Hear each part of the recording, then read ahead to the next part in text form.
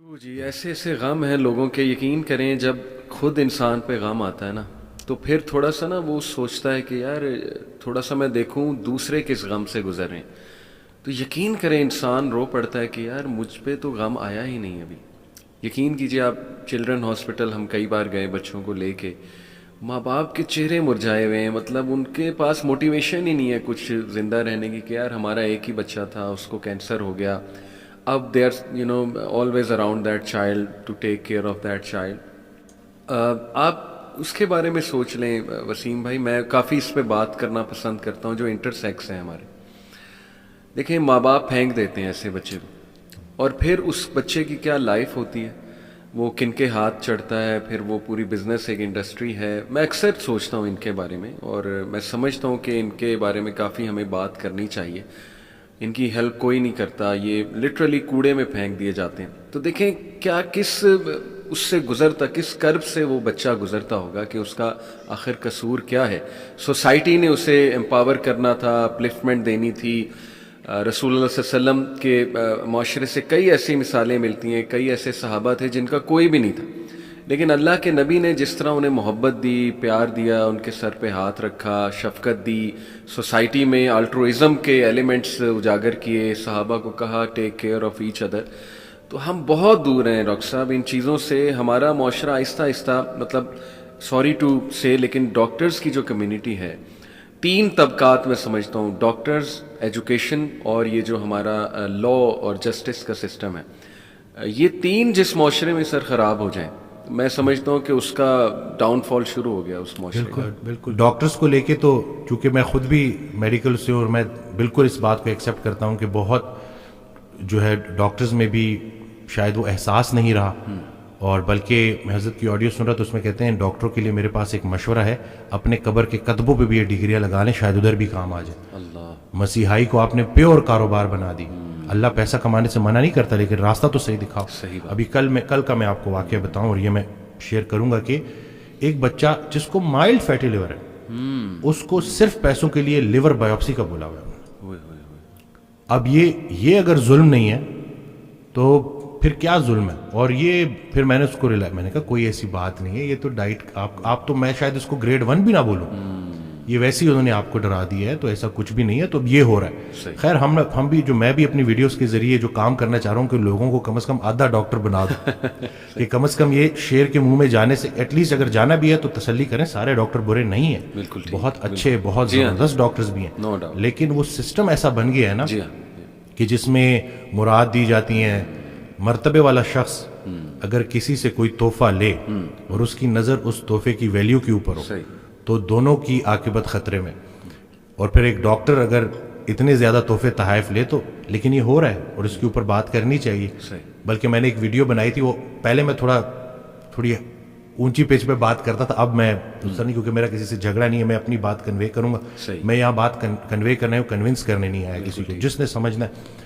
تو وہ میں نے ایک ویڈیو بنائی جڑی جذبات میں آ کے، کیونکہ ایک اس طرح کا واقعہ ہوا، بڑا دل دکھا کہ کیا کر رہے ہیں یہ لوگ، تو وہ اتنی زیادہ وائرل ہو گئی۔ لیکن پھر میں نے دیکھا کہ یہ، چونکہ میں اس میں غصے میں تھا نا، تو شاید اس غصے کی وجہ سے لوگ شاید نیگیٹو چیز، تو یہ ہے کہ ابھی بس میرا یہ نہیں ہے کہ میسج کو کوئی کروڑوں تک پہنچے، ایک بندے تک پہنچے لیکن وہ اس کے اوپر عمل کر لے، جس ایک انسان بچ جائے تو۔ بلکہ ہم نے ایک میڈیکل کیمپ کیا تھا فری، تو ادھر ایک پولیٹیشین صاحب آ گئے، اچھا، تو مجھے دیکھ کے کہتے ہیں کہ اب وہ سارے بیچارے بالکل ان پڑھ لوگ تھے، سیدھے سادے لوگ تھے، تو مجھے کہتے ہیں کہ ان جاہلوں کو ٹھیک کریں گے آپ؟ تو میں نے کہا سر کوئی ایک جاہل تو ٹھیک ہو جائے گا نا؟ تو وہ کہتے ہیں اچھا۔ میں نے کہا جی ایسی، میں نے کہا اسی وجہ سے تو ہم نے یہ حال کر دیا، ایک دیا کافی ہوتا ہے اندھیرے کو مٹانے کے لیے، بس کر دیں لوگوں کو نا امید کرنا، یہ ہم جو ہے نا۔ اور دوسرا ہے کہ کسی غذائی بیماری کو لا علاج قرار دینا، یہ اللہ کی رحمت سے نا امید ہونے کے مترادف ہے، کیونکہ اللہ نے کوئی ایسی بیماری نہیں بنائی جس کی شفا نہ ہو۔ تو بس یہ کہ لوگوں کو موٹیویٹ کرنا ہے کہ بھئی ہوپ آپ کی پوری ہے تو انشاءاللہ وہ ڈھونڈنے والے کو ملے گا۔ ہاں کوشش پوری کرنی ہے، اور دعا، کوشش اور دعا، انشاءاللہ نکل آئیں گے آپ بیماریوں سے، انشاءاللہ۔ اچھا، آپ نے انگزائٹی کی بات کی تو میں چاہوں گا کہ اس کو تھوڑا سا میڈیکلی بھی ڈسکس کر لیں کہ اس کے کیا سمٹمز ہوتے ہیں اور باڈی پہ اس کے کیا افیکٹس ہیں, یا وہ باڈی کی وجہ سے انگزائٹی ہوتی ہے یا یہ وائس ورسا ہے کہ انگزائٹی باڈی پہلے آپ کے خیالات, آپ کو لگتا ہے کہ کچھ آپ کے ساتھ گڑبڑ ہے, ہر آپ ورسٹ کیس سینیریو, آپ ہر غلط چیز کے بارے میں سوچ رہے ہو, پتہ نہیں مجھے کینسر تو نہیں ہے, پتہ نہیں مجھے ہارٹ کا مسئلہ تو نہیں ہے, پتہ نہیں مجھے معدے کا کینسر تو نہیں ہے, اسی طرح سے چیزیں, پتہ نہیں میرے گردے کے ساتھ تو مسئلہ نہیں ہے. اور پھر جب آپ کے خیال اس طرح سے ہو جائے نا تو پھر آپ کا ہاضمہ بھی خراب ہونا شروع ہو جائے, کیونکہ ہاضمے کے سسٹم کو ہم کہتے ہیں سیکنڈ برین, یہ ہمارا سیکنڈ برین ہے. تو جب آپ کا برین, مین جو آپ کا برین ہے وہ افیکٹ ہو گیا اور وہ نیگیٹو ہو گیا تو آپ کا ہاضمہ خراب ہونا شروع ہوتا ہے. لوگوں کو اتنی سویئر انڈائجیشن کا مسئلہ ہوتا ہے کہ وہ پراپر, یعنی کہ جو وہ بتا رہے ہوتے ہیں کہ لٹرلی ان کی لائف, کوالٹی آف لائف تباہ ہو کے رہ گئی. بالکل ایسی.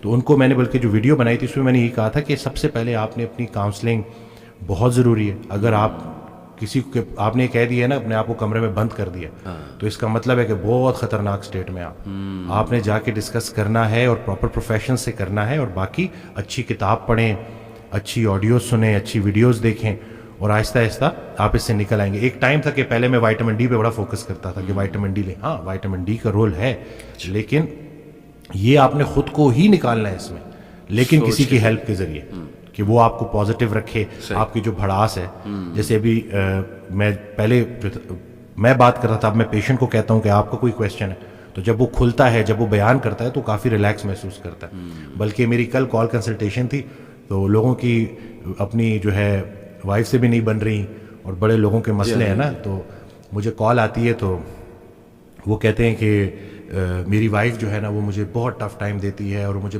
عزت نہیں کرتی. صحیح. تو میں نے اس کو کہا کہ اگر تمہاری وائف تمہاری عزت نہیں کرتی, تم صبر کرو, دنیا تمہاری عزت کرے گی, ٹھیک ہے.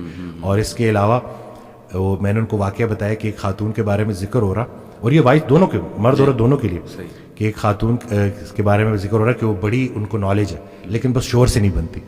تو اگر وہ علم آپ کو شوہر کے فرما بردار نہیں بنا رہا, یا اگر سیم مرد ہے اور وہ بیوی کے ساتھ اچھا نہیں ہے, تو وہ جتنا مرضی بھی بڑا مفکر ہو, وہ سب ہو, تو وہ کسی کام کے نہیں ہے.